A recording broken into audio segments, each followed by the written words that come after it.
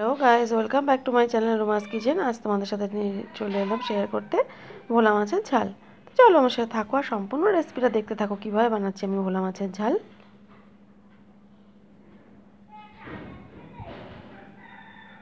তো দেখো এখানে ভোলা মাছ আমি নুন হলুদ ভালো করে ধুয়ে নুন হলুদ মাখিয়ে রেখেছি।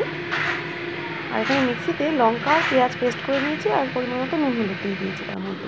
এবার কড়াইতে গরম তেল বসিয়ে এটাকে মাছগুলোকে আমি ভেজে নিচ্ছি।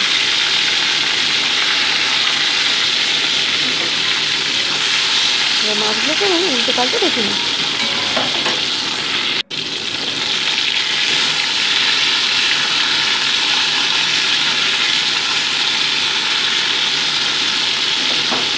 একইভাবে সেকেন্ড ব্যাচের মাছগুলোকেও আমি ভেজে নিচ্ছি।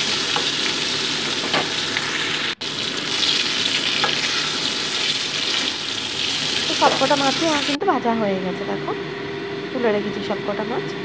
এবার ওই তেলের ওপরেই এই যে মশলা পেস্টটা করে রেখেছি ওই মশলা পেস্টটা দিয়ে দিলাম। এর মধ্যে কোনো কিন্তু আমি ফোড়ন দিলাম না, মোটামুটি এটাকে 2 মিনিট আমি কষিয়ে নিচ্ছি। শুধু পেঁয়াজ পেস্ট আর লঙ্কা পেস্ট এর মধ্যে, আর কোনো কিন্তু মশলা পড়লো না, নুন হলুদ পড়লো এর মধ্যে পড়লো। মোটামুটি এটাকে 2 মিনিট আমি কষিয়ে নিচ্ছি। দেখো 2 মিনিট কষানো হয়ে গেছে, মশলাটাও কিন্তু ভাজা আমার হয়ে গেছে। এবারে আমি জল অ্যাড করে দেবো পরিমাণ মতো।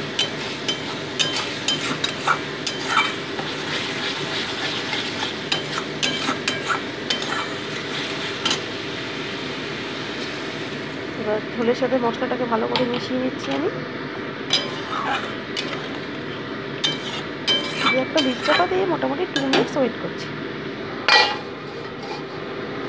তো 2 মিনিটস পর ফিরে এলাম, দেখো ঝোলটা কিন্তু ফুটে গেছে আমার। এবার আমি ভেজে রাখা মাছের টুকরোগুলো এর মধ্যে অ্যাড করে দিচ্ছি।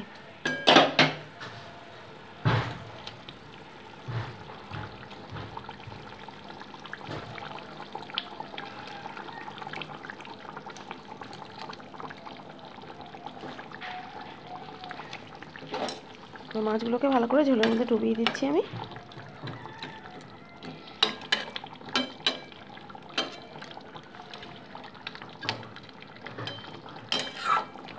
একটা লিড চাপা দিয়ে মোটামুটি 5 মিনিটস ওয়েট করছি। তো 5 মিনিটস পর ফিরে এলাম, দেখো মাছগুলো কিন্তু সেদ্ধ আমার হয়ে গেছে।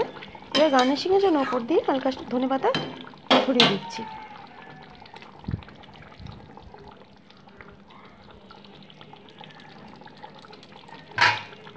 এবার লিড চাপাতে 2 মিনিটসের জন্য ওয়েট করছি।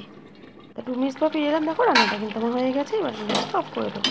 তোমরা এরকম করে খেয়েও ভোলা মাছের ঝাল খুব ভালো লাগে, একদম অল্প মশলায় কিন্তু এটা হয়ে যায়।